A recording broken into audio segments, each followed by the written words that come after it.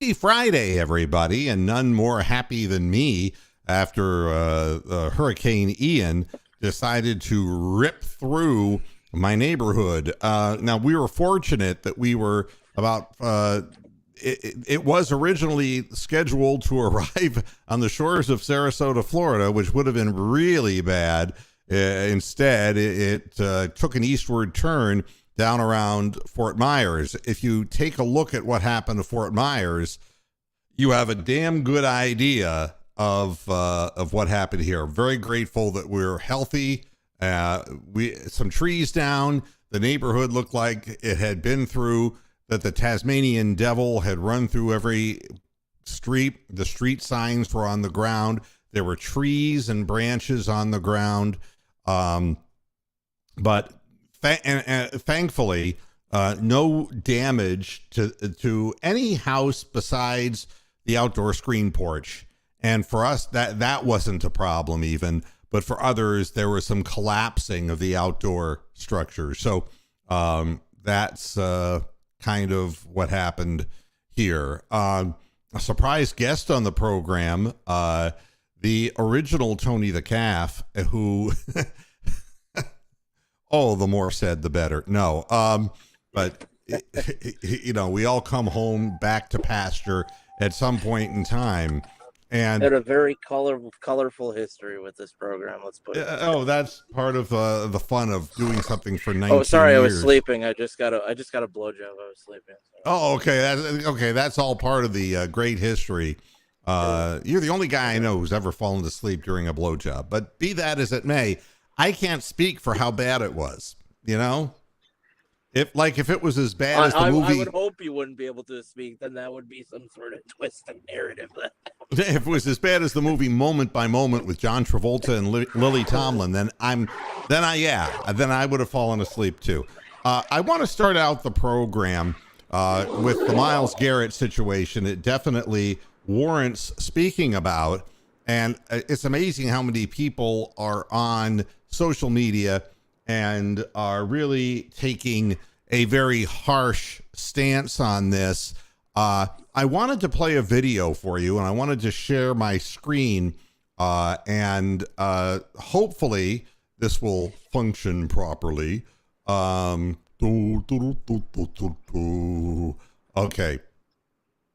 I'm hoping this works. And this should share something for you. And I'm going to see if this works as well. Maybe I should leave it at that, and just let people watch this. This is a fight, Luis Quinones and Jose Munoz. And I just want you to watch the end of the fight. And this will all tie in. Being a boxing fan, to some degree, less degree now than I was when I was younger. Here we go. There isn't going to be any audio on this because it's not necessary. This was a Spanish-speaking language telecast. In the black and yellow is Quinones, and Munoz is in the white. And up to this point, Munoz is ahead by 3 points, but Quinones won the previous round. All right. And I hope everybody is seeing this okay. You don't have to really see a whole hell of a lot to understand. This is round 8 of the fight. So it's been a very competitive fight and a very straightforward, two guys exchanging punches. Quinones was undefeated coming into the fight. And the fact that Munoz was winning added interest and spice to this. After having a strong previous round, Munoz is having a stronger round this round. Trying to get Quinones off him is what it amounts to. And what you're going to see happen here in just a moment, a good uppercut by Quinones on Munoz's chin.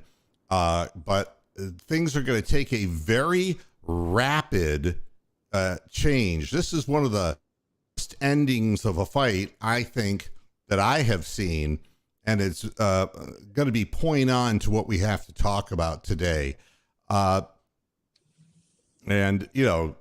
a lot of these Spanish spoken fights, Mexico, Colombia, and this one, Colombia, there's a good left hook by Munoz, and now he's going after him. But look, he lost his mouthpiece, Munoz, and spits out of his mouth. And immediately, Quinones goes to the neutral corner. Then he stumbles, if you look in the background, to the other corner, which is not technically the neutral corner, and he comes out to fight again and just literally drops to the ground. Now, and a fight of attrition, and he's trying to get up off the canvas, and they got to continue the count on him, but he'd never gotten hit by a punch. The odd thing was, it was the other guy who spit his mouthpiece out. All right. And he's celebrating right now. And what's happening in the other corner is that Quinones is just literally down on his back and having a lot of difficulties. I show you this for a reason, not to upset people, but to explain something that's basic. I'm going to stop the screen now so we can go back to our regularly scheduled video. And I'm going to kill this also on my screen. Quinones died 5 days later, folks. It wasn't a blow that we saw in that 2.5-3 minute period. This was a brain bleed. He went into the hospital. They had to drill a hole through his skull, and he didn't make it. He died. And it was concussive, it was damaging, and it was a bleed. And if you could tell me by looking at this, like, oh, it was Munoz who killed him. No, you get the impression that with Quinones, it was something that may have happened in a previous round, that it was a slow bleed, but he had won the previous round. It could be accumulative damage that he incurred over the course of his boxing career. That's entirely possible too. But the bottom line is, fighters who get into the ring take chances that people who are just, sensible people don't take. And to see so many fighters who end up either brain damaged or dead at a young age, or actually like Dooku Kim and like Luis Quinones and others who died in the ring. Dick Tiger was another guy who I believe he killed somebody in the ring. There's a long history of people dying in the ring, and even in professional wrestling, there's that as well. Yep. So the point is, football players are not unlike fighters, and football players live a dangerous life because they play a dangerous game. It ends their life on average at age 57. I say this over and over and over again. Myles Garrett going 65 miles an hour on a wet road in his Porsche is, that's child's play. Yeah. If you're playing football and you need that kind of adrenaline rush, what do you think you're doing off the field? And I say this to people who continue to use social media to obliterate Deshaun Watson. The fact of the matter is, you and I have no idea the lifestyle that these professional athletes live. I do know this. I've been close to boxing circles and close to boxing entourages, and I can tell you that it was a fucking orgy that went on. The women who flocked around fighters and the fighters who would fuck them in the locker room before the fight. It was, well, Kenny Norton was famous for that, and not just one at a time. The bottom line is that if you're going into the ring and anytime you step in, one shot can end your life, man, I mean, it's more than the money, it's the lifestyle. And, Myles Garrett is a guy who not only drives on a wet road, flies over a hill, He then rolls the car multiple times, and he's lucky as hell that he's still alive. And he wants to play this weekend. That's. I mean, but I'm trying to explain the mentality of a guy who's been caught speeding in excess of 100 miles an hour, as Tom Hawley is pointing out in the chat room twice, on Interstate 71, is, the bottom line is that this is what happens. Guy just wants to live a fast, he plays fast, he plays all out, and then he's breathless. He does some nice things in the community, but off the field, we don't know what Myles Garrett's doing. He's 26 years old. I can't tell you what he's doing. All I can tell you is he's got himself a very, very fast car, faster than Tracy Chapman's, fast enough that it did fly away. And that is what happens. You end up rolling it and you end up nearly killing yourself. But he was sensible enough, and he was wearing a seatbelt. You can give him that. And so was his passenger. And so nobody died in the accident. And that's a wonderful thing. What I look at on social media is people who said, damn him because the passenger, he put the passenger at risk. And it's like, the passenger put herself at risk as well because he's a goddamn professional athlete who lives that kind of a lifestyle. And the women who massaged Deshaun Watson, I hate to tell you, they put themselves right in the situation that they were in. And I'm not saying, I'm making excuses for somebody. All of these athletes, race car drivers, what would motivate somebody to go around a big banked oval countless times and literally draft cars that will suck them into a vortex that makes them go even faster when people that they know have died doing it? And the answer is we don't know that because our minds don't work that way. That's hi to Renee. Nice to see you too in the chat room. That's kind of the way it is. I'm going to add double P in here. I'm going to add Bronk in here now that I'm done sharing the screen. Hi guys. What's up? Well, there's a lot up, and Myles Garrett's car. Yeah, I mean, front end, back end, all around the town. It's the most exciting thing that happened outside of Medina in history. And I got a comment about that because sure. I lived in that area, and my father, lived throughout his whole life there. The thing about that area between Cleveland and Akron is that you get two things that are major hazards, particularly later in the evening, afternoon. You get deer. There are so many fucking deer in Northeast Ohio. It's unbelievable. So it doesn't surprise me if he was driving fast on a wet road and a deer was on the side of the road, came out in front of him, or he saw something or whatever, you're going to have a fucking wreck. The other hazard that you have in that part of Ohio is you got Amish carts riding around at 10 miles an hour, and you get the odd tractor as well. So those roads have hazards to them. And if you're driving faster than you should be, you're going to probably have a wreck. I was worried for years and years that my elderly father would drive around that time of night in those areas thinking that he'd run into an Amish cart or a deer. He nearly hit a deer a few times. And the last time I was in Ohio, I nearly hit a deer. Well, but the thing is, Myles remembers nothing about this because he blacked out. There was a report that was kind of a premature report about an animal being in the way, but that's not at all been verified.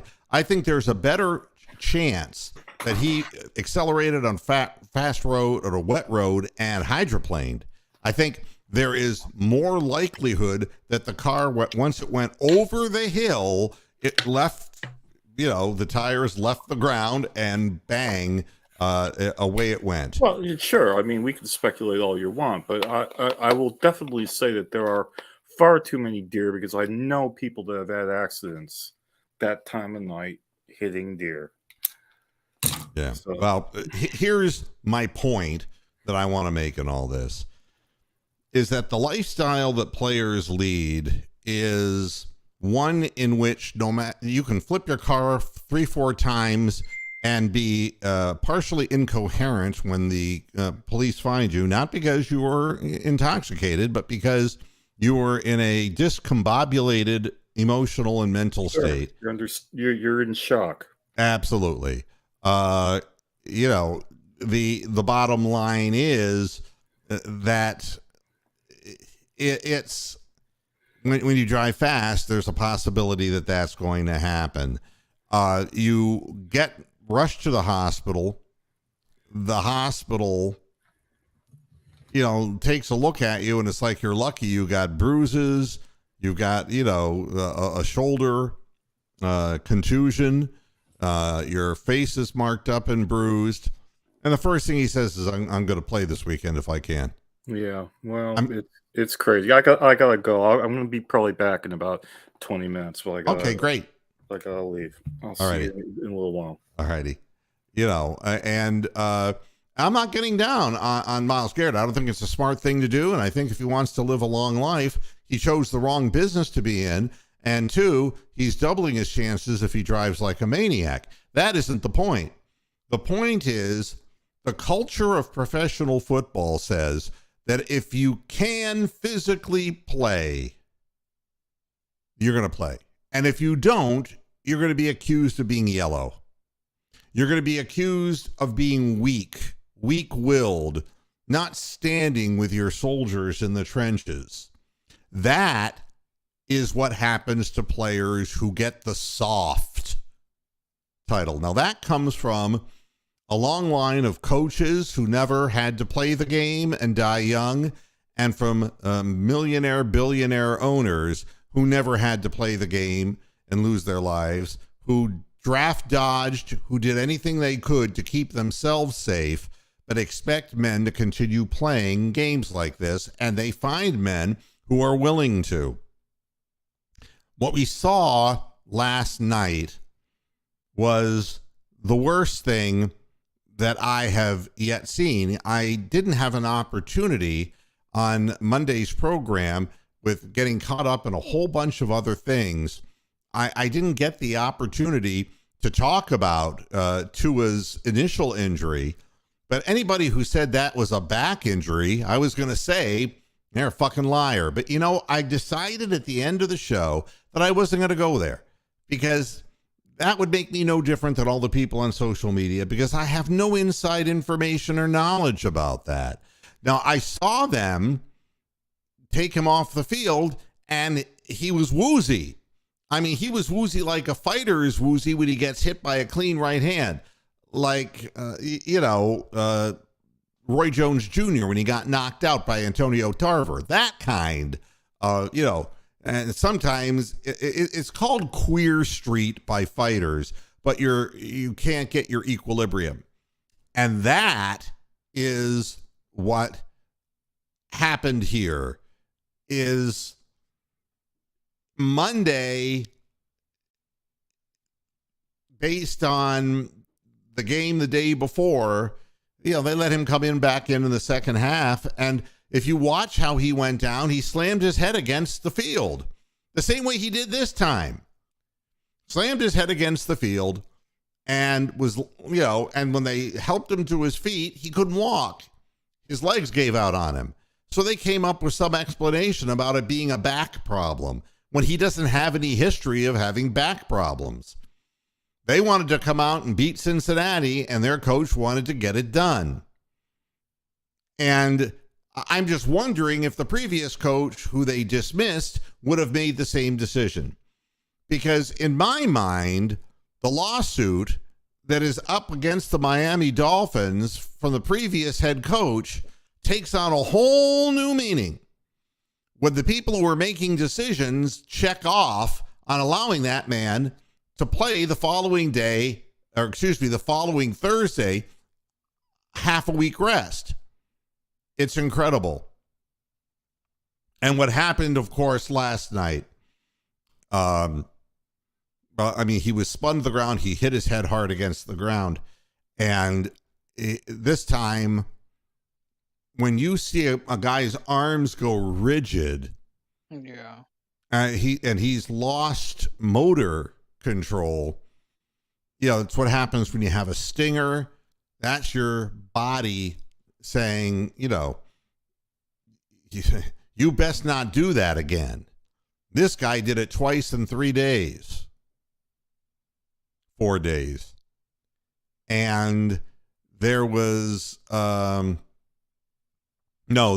penalty flag on the play. And just like there was no penalty flag on Anthony Walker Jr.'s guy, who not only stepped on him, but then did a big body slam on him. And that's another thing. If there is no attempt to protect players. And the scary part is that if Tua had not come out and played, if he would have said, I think I need to take this week off, then two things would have happened. They would have come under fire because they lied about the concussion. And two, his teammates would say, he's not with us. This is an important national game and blah, blah, blah, blah, blah. That's unfortunately what happens here. And it's a bad thing. We're going to add Tony the Calf back into the mix here. Hi, Tony. Sorry about that. My phone reset on me. Oh, not a problem. And I'm not trying to be that guy to always relate it back to the Browns, but all those like Browns fans and all the women who stood up against Deshaun Watson, I just want to know where are all the NFL fans standing up against the NFL saying I'm not watching this no more. Well, you're not going to find that. And because, again, the fans accept the fact that the players are scraped off the field one by one. And the longer the season goes on, the more of them that got carried off. And that's completely acceptable because, and the thing that I don't get about all this is a complete lack of human understanding and compassion.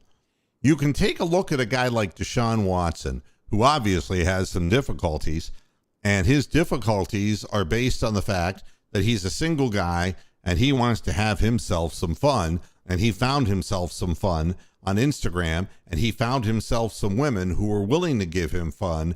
And what you don't hear about is what happened to the money he gave them afterwards. I mean, wouldn't you think that if you were a real massage therapist, and I hate having to go back on this, but I think this whole thing is such bullshit. I just am sickened by it. You take money from somebody and they spooge on you. You still take the money at the end of the treatment? I mean, come on. It's, to me, it's like, well, the money.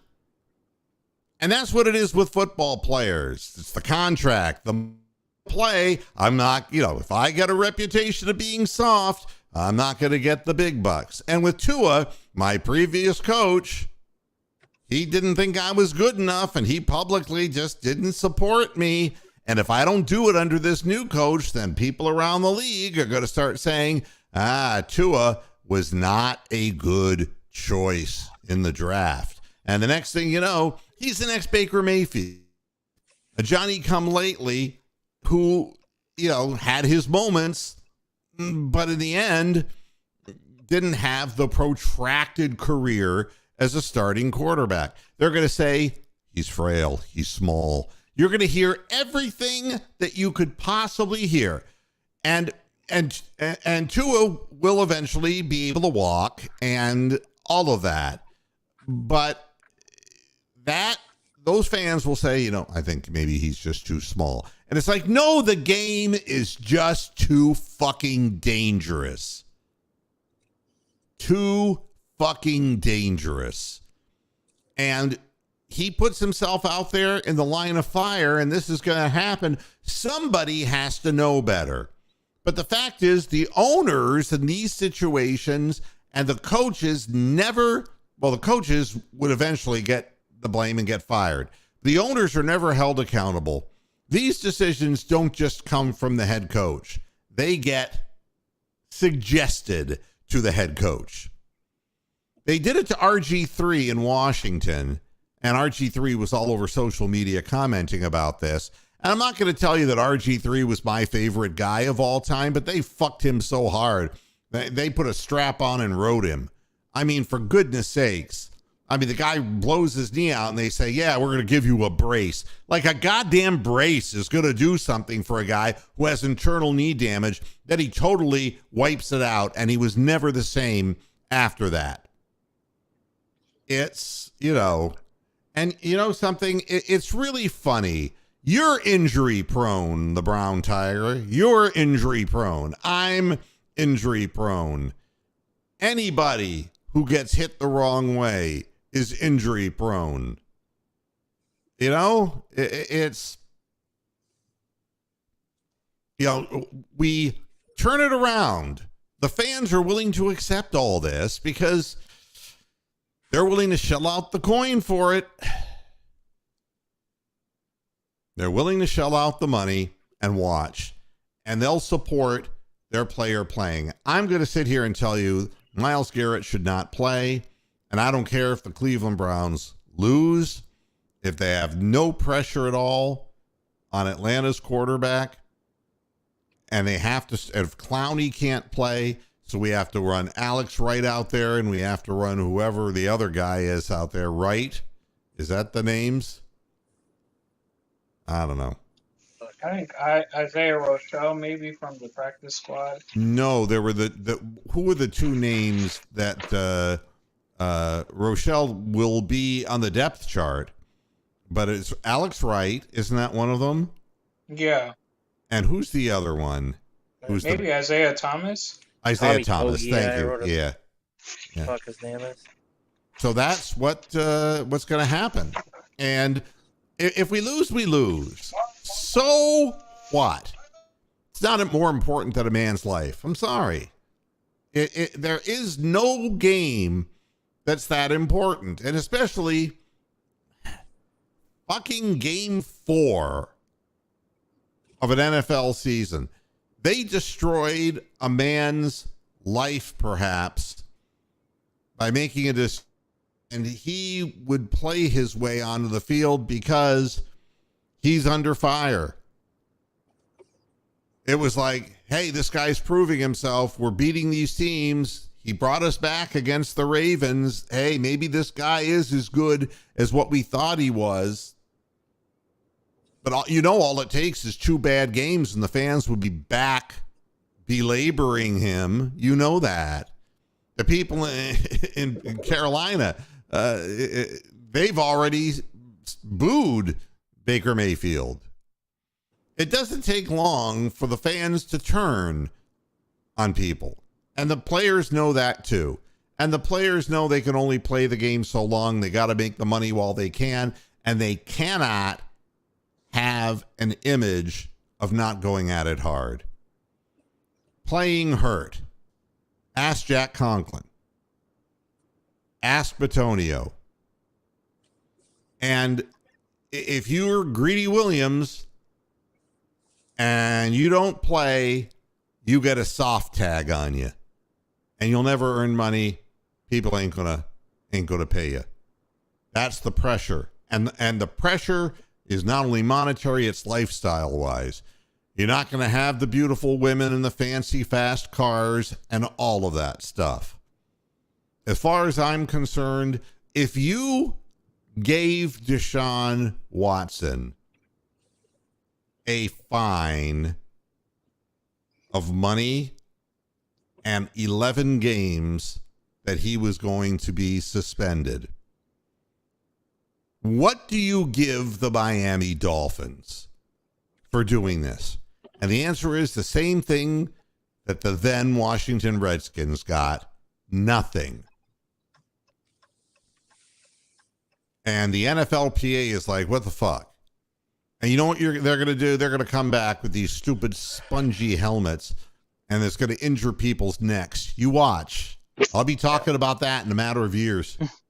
The funny thing about those helmets, the NFL is touting that the the concussions in the preseason were down 50% because of them. Oh, I know. They've already started pimping it, of course. This is who they are. You know, they come up with some kind of oversimplified thing that it's like, hey, people can take a look at it. Look how spongy it is. It's like a Tempur-Pedic mattress over your head. And, you know, it's like a cloud protecting them. And you can't be so stupid that you believe that. But fans don't care.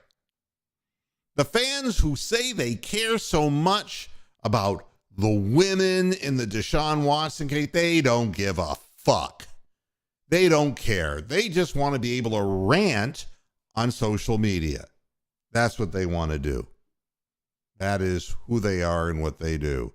And here's Renee. Hi, Renee. Hi there. Just wanted to chime in on the concussion issues. Yep. All right. I watched, after last night, yes, I watched the game.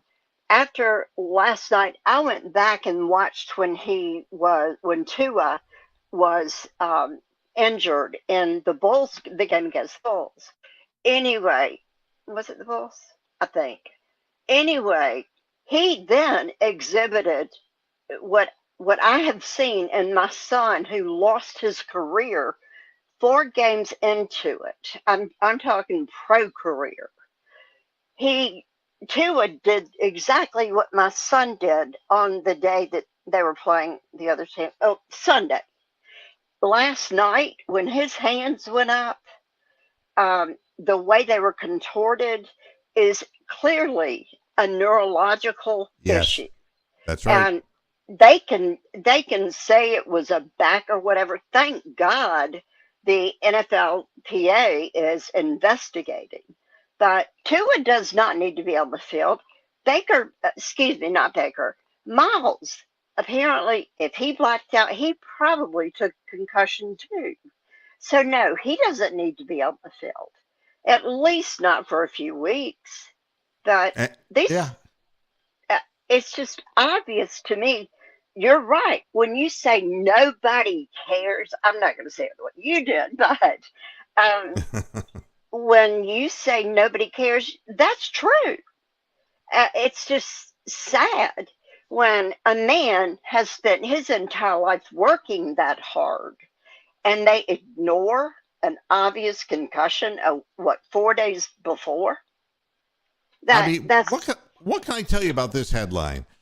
Cleveland Browns defensive end Myles Garrett says he's grateful after car accident and wants to play Sunday. I mean, the guy doesn't understand. I mean, I know when my son was eliminated, and he was by way of concussion, he wanted to play football. He cried like a baby because he couldn't. I mean, this guy's in his not quite mid-20s. He wanted to play football too. But it's not about what you want. It's about your life. Yeah, but nobody is really looking at that because it's about money. It's about business, and it's about promoting names, and it's about public relations.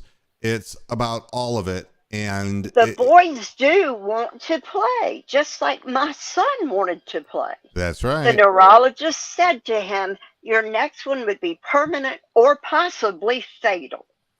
They will play to their death because they want to. They've worked for it. Yep. My 2 cents. Yeah, and I can't disagree with you. That's the problem with, but I mean, it just shows you how, crazy it is. I mean, I'm still alive, but I want to play because maybe if I play Sunday, I'll die. I mean, it's really bizarre. It's really sad to me. They don't realize. It cast a pall over the entire game. I mean, from a fan's perspective, you knew that Teddy Bridgewater is the original Mr. 3, and there is no red zone for Teddy Bridgewater, and the calf can, he can talk about Teddy Bridgewater.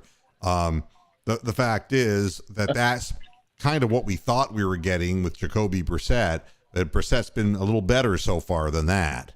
Right. the Bengals won, and Joe Burrow had a very good game, and he didn't turn the ball over. He was only sacked once. All in all, good news. But the wind was taken out of the sails of the Dolphins. You can't tell me that anybody who was standing over Tua in those moments wasn't scared shitless. Wow. I wasn't. The only thing I knew about the guy, other than he played with Alabama and won the Heisman in 2018, but the guy clearly does not understand, and them letting him go from the hospital, that's the last thing they should have done with a potential head injury. You don't do that. So I have my questions about the Dolphins altogether. Quite frankly, he doesn't need to be there. Yeah. Miles doesn't need to be playing Sunday. No. And there is no game that's that important. And No. And I know that there will be fans who say, yeah, bring it on. Yeah, if it was your son, you know. It was mine. That's right. And I like to tell these fans that, you know, a little bit of common sense goes a long way. It does. So, you know, so we have a game coming up on Sunday against the Atlanta Falcons. Now, I don't pretend... I watched a lot of their game this past weekend, and so I do have an idea. You know, I know I've seen Marcus Mariota play for many, many years. I know what he is. He's not the strongest armed guy.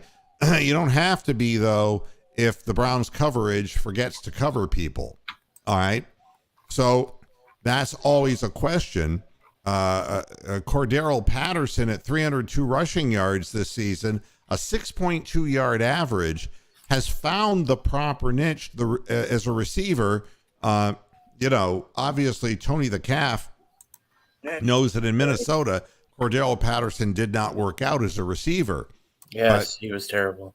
But as a running back, he is 6'2". He's 232 pounds, and he is elusive as a kick returner. He gets past the first wave, a very, very dangerous customer, and that has done very well for him. The running game will be very important for both football teams. It's painful if you're a Browns fan seeing Drake London having 214 yards of receiving yards. You know, and I was writing to Derek Frisbee because Derek hated Drake London. And I don't mean personally. Yeah, I mean, he didn't want to pick him, yeah. Didn't want to pick him. And now he's turning into a decent wide receiver.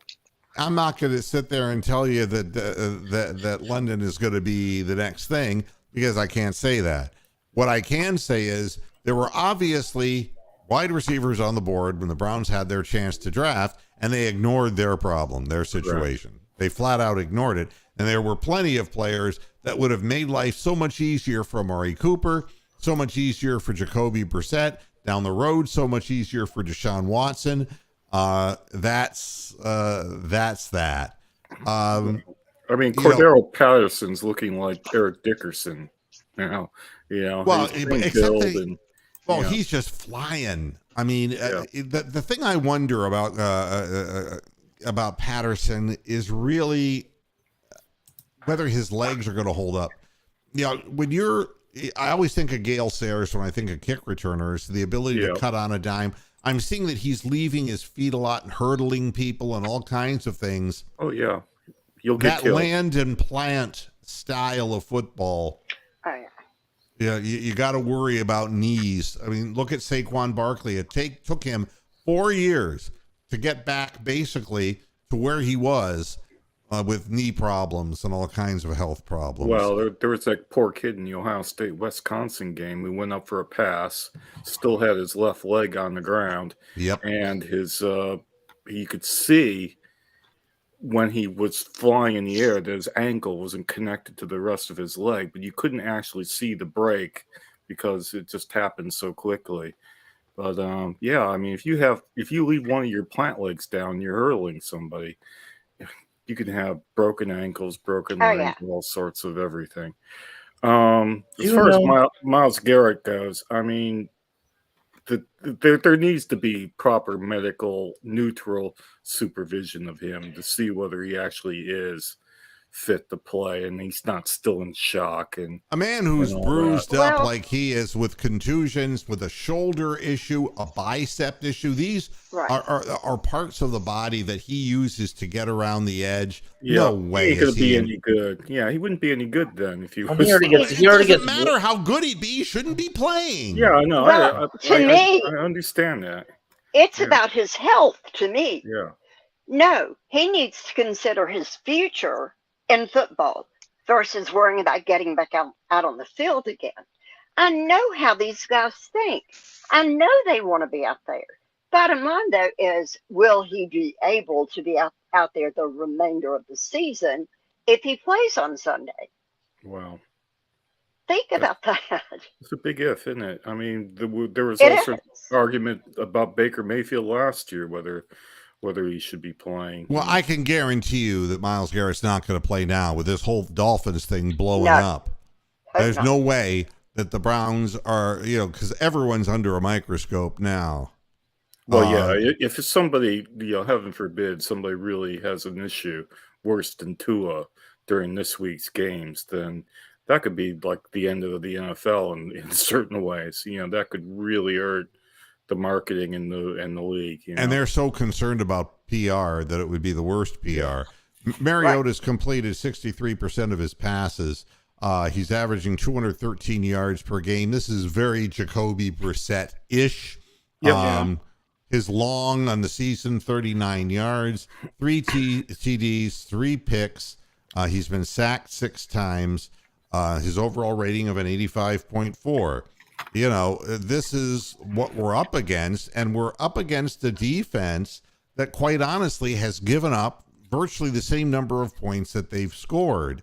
They've been putting points on the board, but they're not stopping who they're playing. Right. And I'm sorry? They're a bit like we were, they're like we were a couple of years ago, where we would score points and then let the other team come back and score points too. I mean, this game again can go either way. The question I have is this storm, Hurricane Ian. I know it's in a dome and it's in Atlanta and all that, but is that going to affect any sort of? Is there any storm repercussions from that? I'm in South Carolina, and of course, I'm in the upstate, but we were supposed to be getting a lot of wind and such. Yeah. We're getting a little bit, and there's been some rain. Clemson's playing tomorrow night, which of course is my team. What I can But tell you is Sunday, the rain pattern, Renee.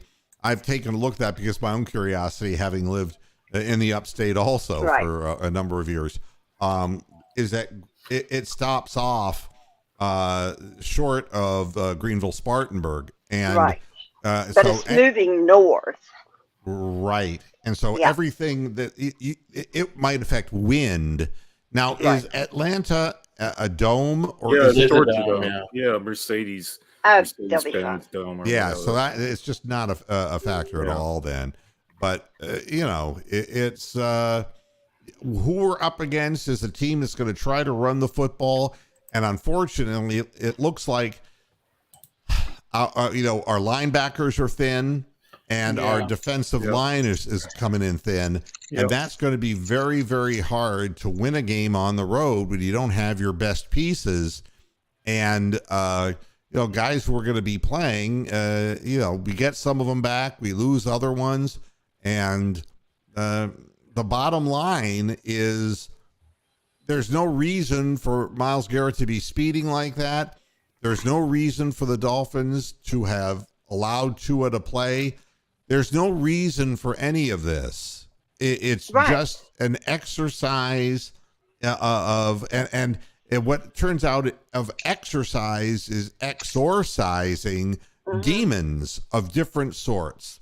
Wow. Whether it's Deshaun Watson's demons, whether it's the demons of the women who want to collect money and jump on board a civil suit, whether it's Myles Garrett's need for speed, or whether it's players who are taking painkillers or whatever, or the guys who go out and end up assaulting people, or whether it's going out to nightclubs and partying too much.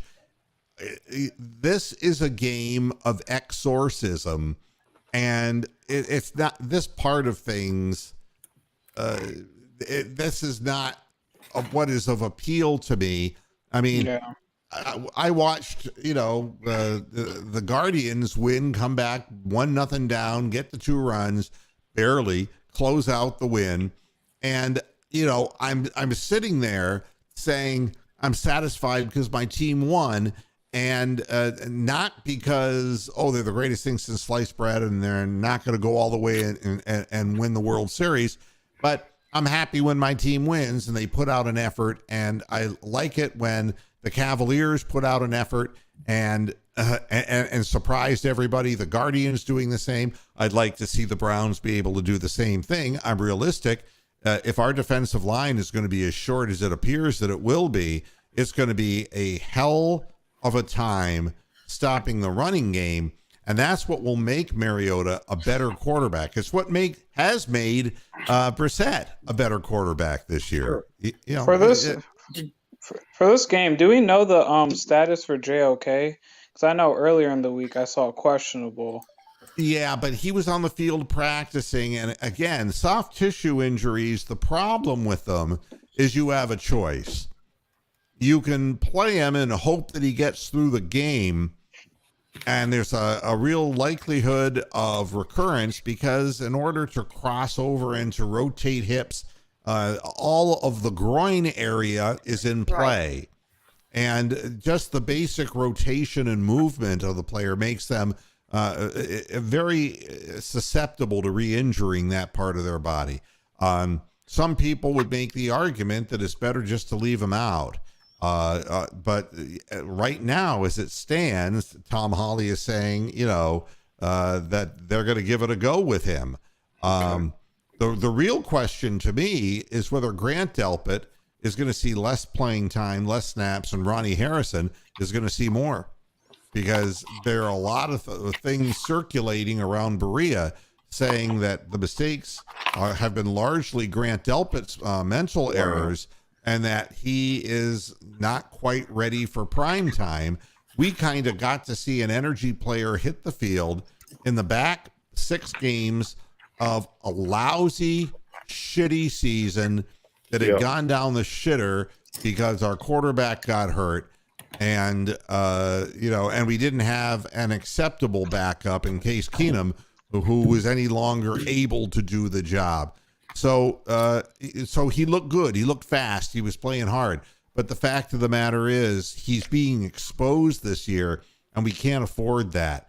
And so I'm interested in seeing the snap counts this week at the safety position. Did you see who was developed into being one of the Falcons' top threats in the receiving game? No, who are you referring to? Kadarrell Hodge. He's in the Falcons now. He was on the line. He's their number 4 leading receiver. 5 receptions for 95 yards in 3 games. Yeah, I mean, he's got 3 receptions, 95 yards, 5 receptions, you're right. And he has had 6 targets. Oh. And, we had a feeling that Kadarrell Hodge could play. Yep. But thank God there are teams, and I'm going to say this, and I'll probably irritate a lot of Guardians fans. Thank God there are teams like the Guardians that give the Stephen Kwans a chance.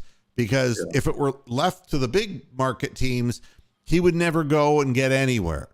Right. Correct. I mean, a little skinny guy who's got great hand-eye coordination, who runs real well, and can field his position. Who gives a shit if he can't drive in a ton of runs or just crush the ball over a wall? Kadarrell Hodge was neither that fast. He was large. He was a big target. And he played well. He blocked well. He did everything that was asked of him. It was a numbers game. And again, what the Browns chose was to stay with Donovan Peoples-Jones, who has turned out to be a mutt this year. He's just not done anything that I can see that would make me get excited about Donovan Peoples-Jones. And, Hodge didn't start out going to the Falcons, he was in Detroit. Yeah. And he couldn't crack the surface in Detroit. So time will tell. I mean, but maybe, the long is 39 yards for Kaderil Hodge, which was the longest pass that Mariota's thrown. Maybe he's found himself a kindred spirit. I mean, don't forget that Baker Mayfield and Rashard Higgins actually had something working in Cleveland. And nowhere that Rashard Higgins has been since, nothing. You've heard nothing whatsoever. So, it's going to be a challenge for us. And to circle back to the reason I was asking about JOK, the main thing that worries me about Mariota is he's not afraid to run for first downs or run when he doesn't see anyone. We kind of struggle a little bit with running quarterbacks. So I think if we have JOK, he can help out with a little bit of that. But that's what scares me a lot about him. Well, Mariota, what I'll tell you, since the time that I've seen him come into the league, is really kind of running less. I think the physical toll of doing that, I mean, to put it in perspective, he's gained 30 yards per game. He's had 92 yards on the season. So he ain't Lamar Jackson, but he's fumbled 3 times and lost 2 of them. So I don't think Marcus Mariota wants to run. I don't think the Falcons want him to run. I think if nobody's open, he has no chance but to try to extend a play. But I think that he is a game manager. He came into the league with a reputation of having a below average NFL arm. And, he is who he is. And, if he has a running game, it's a lot like, I'm going to say something else about the game yesterday besides the Tua situation. That game was a very close game. And if it wasn't Teddy Bridgewater, who, you have a 4th down and goal situation and you panic and you throw the ball 2 yards short of the goal line, that's that Wonderlic score coming back to haunt him. The bottom line is that that's a close football game, and it was within a single score, 20-15. But the last time the Bengals got the ball, they don't suffer from Kevin Stefanski disease, now do they? They didn't just hand the ball off to Mixon, who kind of looked like a heavy horse to me. He didn't look like he was able to outrun very many people. And he instead play action and finds Jamar Chase for the long reception that finishes them. And Zach Taylor's dumb and stupid for a lot of other reasons. Calling, timeouts because people are confused about where they're supposed to be, all that kind of stuff. But the one thing he doesn't seem to have is Stefanski disease, which is, let's just try to run the clock out. He took advantage of his home field advantage, made the big play, and they ended the damn game. But I'm going to tell you that Cincinnati had its hands full, as did Miami. This was going to be a close game. Right. And if Tua was physically normal and all right, I think Miami would have beaten them. I agree. I agree with that too. Tua, by the way, is, and I was just reading it, he is out indefinitely now, just for the record. And they're saying it's a permanent neurological injury. We knew that, at least part of that, but I'm glad they put him out. Especially when you stack concussions on top of each other, that happens. When you say permanent, where are you reading that? I'm reading, hold on a sec, I'll tell you. Sure, I like to get sourced on this. All right, it is on NBCnews.com. And read to me exactly what it says. Okay. I'm not going to read the entire article, but he wanted to play. Apparently, the coach said, we're going to stop this right now. Although Tua was petitioning to play, certain teams, he was asking. And it said here, hold on, let me get back to that area.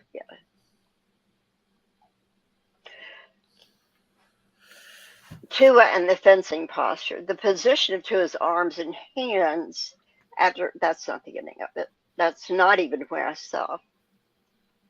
All right, well, find it. Take your time and find it, because we like to be able to source what we say. What it does say.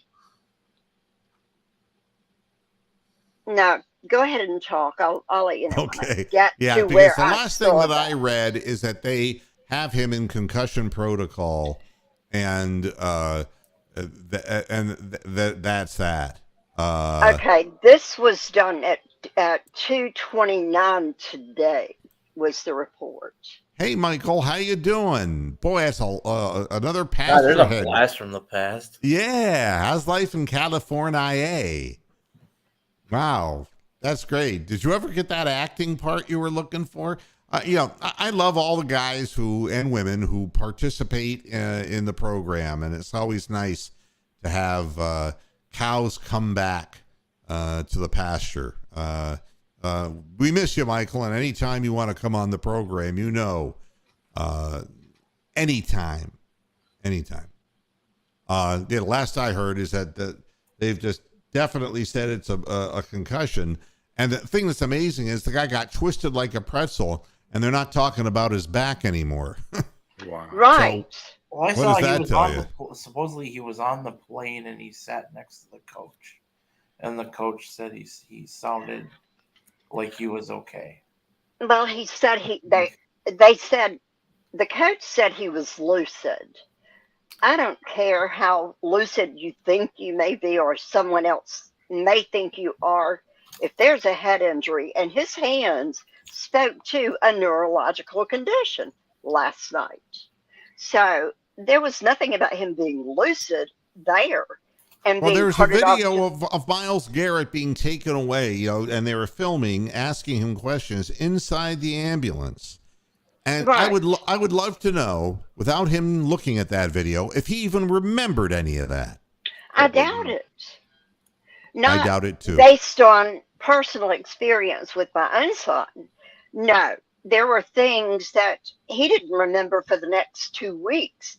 And I'll also mention 2 years later, he was at work. He calls me. This is after he couldn't play football anymore. But he called me and he said, "Mom, can you come get me? I don't know where I am." He was at work. That's how bad, how severe these injuries can be. He's 43 now, and he's still, he's spent the last 7 months having difficulties. And that's been, 20 years ago. Bottom line, a brain injury is a brain injury. Don't play games with it. Yeah, and Michael, you and so many others have found that getting into Hollywood is a tough nut. And great to have you back in Northeast Ohio, and I hope the career you have chosen is taking off for you. We got to pick the game here. We got a few people that will pick it. We'll start with Bronk at the bottom of the list here on my screen anyway. Bronk, how do you see this one turning out? Well, I think since it's a dome game and Atlanta's not really that hostile of an environment, with the Falcon fans and the Falcons, I'm going to say we're going to win. I agree. 34-19, maybe 30, maybe even a bigger score than that. I think our running game's just too strong. I'm sure there'll be some big plays for Kyle Pitts and Cordell Patterson, and because we won't be able to cover them the whole game, but I think we're going to pull away from them and, an easy win. It'll appear anyway. It might be close for a few quarters, and then we pull out in the fourth quarter. All right, Tony the Calf? I think the Browns are going to pull ahead big time, and then the Falcons will battle back. The Falcons are a resilient team, as you saw. They were down 28-3 against the Rams and almost won that game. I do think the Browns win 27-24, but I All right. agree with it's gonna that. be close. Renee, you gonna pick a score? I just agreed with him. I think it's going to be a closer score, but I do think the Browns are going to walk away with this one. And I did find the paragraph you wanted me to read. Oh, okay. Share that right now before we move on to Okay. Double P. Good. Miami Dolphins quarterback Tua Tagovailoa, I can't pronounce his last name, will be sidelined indefinitely, said his coach on Friday after being slammed to the turf and hitting his head twice in a 5-day span. It was a 4-day span. There's no schedule for Tua's return after he was carted off the field Thursday night in Cincinnati. That's what Mike McDaniel said. So Yeah, Mike McDaniel doubled down though and said that he still was in favor of playing him on Thursday. Right. He should never have done that. But anyway, we're beating a dead horse there. But Yeah. I found that it is with it can be found. In fact, I'll send it to you. All right, good deal. But let's move on. I agree. It's going to be a closer score, but I do see the Browns pulling this one out. Watching the Falcons, they really have not been impressive this year. They've lost 2-1 in a regular season games. They're 1-2, the Falcons, but they've played everybody tough, is what it amounts to. They have, but to me, they're not as. Now, watch what I say here because it might not be repeated again. They don't look like the team that can take the Browns. With Myles Garrett out, that could be an issue. But as far as the game itself, I'm going to go with the 24-27 as well with the Browns on top. All right, Double P, what do you think? Oh, he's gone. He's not there. Oh, there he is. There he is. No. Okay, so I think ultimately the Falcons, they do have a good run game, and we're kind of out some guys on defense. But ultimately, they don't really have a defense that's going to stop or challenge Jacoby Brissett. So I think he's going to continue to roll. Then obviously we have the number one run game in the NFL. So I have the final score: Browns winning 34-27. And for me, I'm looking at a 24-20 win. But if we get a turnover or more in the game, make that 31-20. Sure. Yeah. And so that's kind of the range I'm looking at. But I would not be surprised if the Falcons won either. Hey, Christopher Milton Sr., how are you? There's a big game in London this Sunday morning. Yeah, you're going to Tottenham Hotspur Stadium, Bronk? I wouldn't set foot in that place if you paid me. Fucking Spurs. But it's so Calf's got to get up at 7:00 in the morning to watch this game. I will be sleeping. I'm not kidding. I think most people will be. I'm not on my side.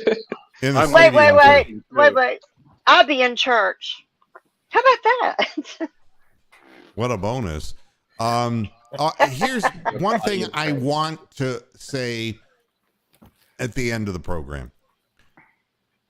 Udoka, who is the head coach of the Boston Celtics, was suspended for a year because he was having a consensual sexual affair with a woman who was also employed by the Boston Celtics. And her position was considered beneath him. Boy, this is really going to be mangled. On the stratification of the power principle, she was I don't know how to put this. She was a lower level employee than he was. That would be the way I would phrase it. All right. So he was on top. He was on top of her, and a pretty good bottom, yeah. And she was trying to get on top of him, cowboy, but at any rate, it was consensual. Yeehaw. Yep. That doesn't make any difference if it's a supervisor or in higher level, which It's of not. course Yeah, is it's not consensual in that case. You're no, absolutely it's right. not. It's You can make harassment. you could make that argument. The funny thing is I would that make that argument. they announced he's done, he's finished, he's suspended for the year, and this is the wrong time in history after the whole Deshaun Watson thing. And Trevor Bauer. And Trevor Bauer, right. Yeah. The independent law firm probe into Coach Aduka found that he used crude language in his dialogue with a female subordinate prior to the start of an improper workplace relationship with the woman, an element that significantly factored into the severity of the 1-year suspension. But now they're saying that because he used crude language in a consensual relationship. Oh, fuck me, baby. Oh, fuck me, baby. Wait a minute. I've been on that side of it, but didn't get into the relationship. I actually had an attorney. In fact, he was my superior on our team. I actually had him. I took him to the partners. He was a partner, but I've been in that position. You don't do that. What position was that? That position was he got screwed and I didn't. How's that? Good for you. But you do the right thing from the beginning. That's yeah. And men will do that. Men in power typically do have relationships that are not appropriate. Well, here's what I can do for you, kind of thing, right? Right. Yep. So I know we're running at the tail end, but do you think that this relationship was actually consensual? Because I'm seeing some media people defend him, and then the next day they're like, "Oh, there's some things that the general public doesn't know about." So do you think that it was consensual? I think what it was that Udoka loves himself some ass, and he was getting it from others. I don't think that this woman was the only time. I think that this again was a recurring pattern of behavior, and instead of having women coming forth as far as a civil suit, I think somebody was able within the Celtics organization to keep everything kind of on the lowdown. Right. Yep. So that it didn't get to that point. But now when an independent law firm says that he used crude language, oh baby, you're so hot. You're so hot. I want to be inside you. When you use that kind of language, then they're saying he has a difficult pathway back to his reinvestment and that he may be gone for good. I'm going to throw something in here. The guy that I'm talking about with the law firm, lawyers don't sue lawyers. It's just one of those things. He did ultimately lose his license because I left shortly after I turned him in. And it was about a year later, he was taken before the South Carolina Supreme Court Bar Association too, and he lost his license. So do I think that was a one situation in the Celtics coach or whatever his position is in his life? No, I don't. I think it was probably, yes, repeated behavior. He's in power. He's got the control. She could lose her job. Not anymore. I was in this. Yeah, I was in that position. But I got to tell you this.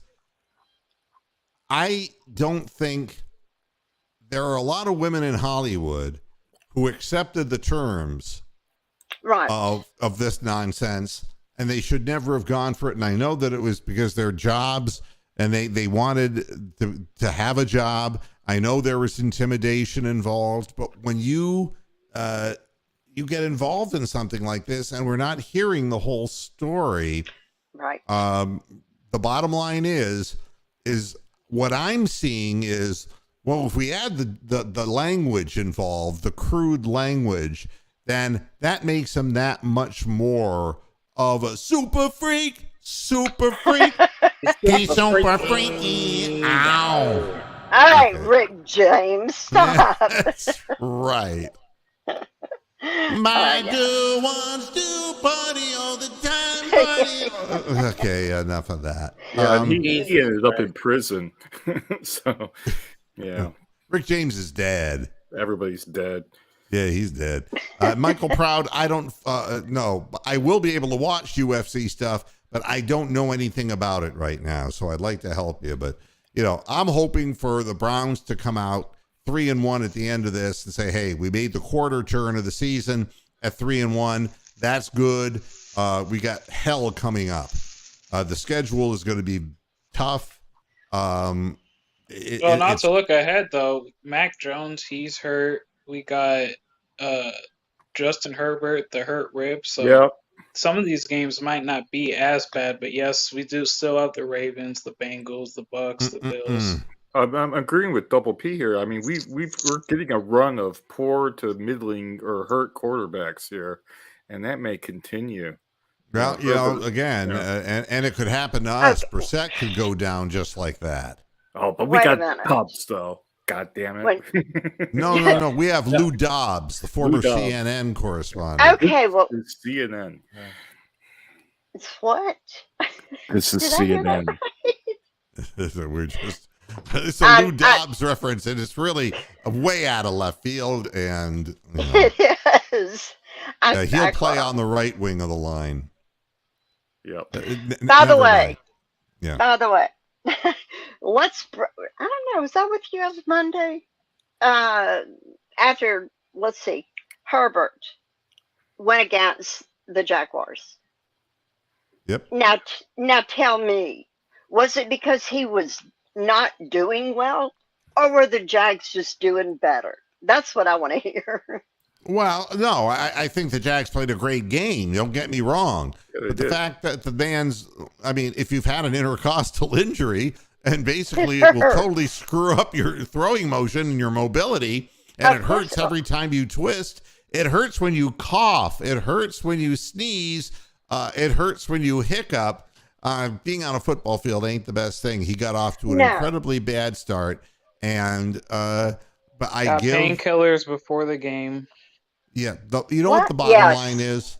A team's got to win and a team's got to lose. And if you're the Jacksonville Jaguars, I'm not going to sit there and say, "Oh, the only reason you won was because that guy was injured." Thank you. The Jaguars deserve to win because they played a better football game, and if they can continue to put that kind of effort on the field and just be grateful as hell that Urban Meyer is gone, then, they can bring that organization back to some degree of respectability until Khan screws it up again. I'm sorry, I did it. Actually, I have a good feeling that that's not going to happen with Doug Peterson, because he was. He has won a national championship, so I don't think they're going to bark at him much. No, Doug Peterson is a solid guy. What I would say would be more likely, you're not going to make a big jump. What you're going to do is, in a 17-game season, if you're 8-9 and you're the Jags, that's fucking big. That's good. That's right. And I could see Peterson getting a 7-10 or 8-9 season out of them, and then they're a draft away from filling in more pieces and really having something more. So, and I hope for the fan. Well, the fan there, I think it's down to one or two people. It's you want to know how bad it was? I'm in Clemson, people. Yeah.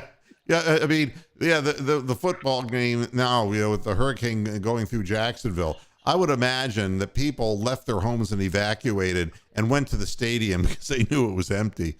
They knew it was safe. Actually, Marissa Lawrence, Trevor's wife, was posting pictures last night from home on Instagram.